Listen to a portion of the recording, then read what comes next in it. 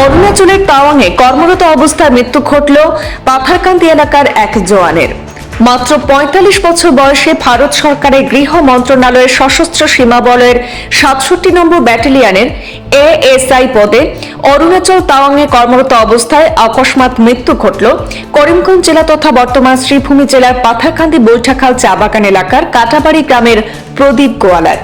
ইতিমধ্যে সীমা সুরক্ষা বলের পক্ষে মৃত সেনার পার্থিব দেহ ভারতীয় জাতীয় পতাকা দিয়ে মোড়ে উপযুক্ত মর্যাদা জানানো হয় এবং পরে ওনার পার্থিব দেহ বিমানযোগে বৈঠাখালে নিজের বাড়িতে নিয়ে আসা হয়। সেখানে তার শেষকৃত্য সম্পন্ন হয়েছে বলে জানা গেছে। এদিকে সীমা সুরক্ষা বলের পক্ষে এক শোক বার্তায় মৃত প্রদীপ গোয়ালাকে ভারতের একজন দক্ষ ও আদর্শবান দেশপ্রেমিক বীর সন্তান হিসেবে সম্বোধন করে শোক বার্তাটি ওনার স্ত্রী প্রতিভা গোয়ালার হাতে তুলে দেওয়ার পাশাপাশি করিমগঞ্জ জেলা তথা বর্তমান শ্রীভূমি জেলার জেলা আয়ুক্ত প্রদীপ দ্বিবেদী এবং জেলা পুলিশ সুপার পার্থপ্রতিম দাসের কাছে পৌঁছে দিয়ে এই পরিবারকে সর্বক্ষেত্রে সুরক্ষা এবং সহযোগিতা প্রদান করার অনুরোধ করা হয়েছে।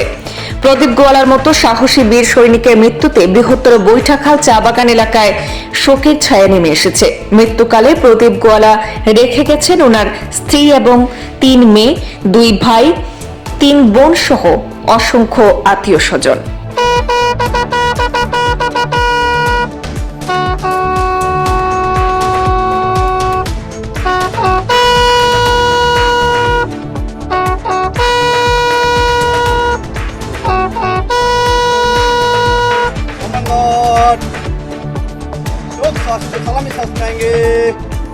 Salami sas.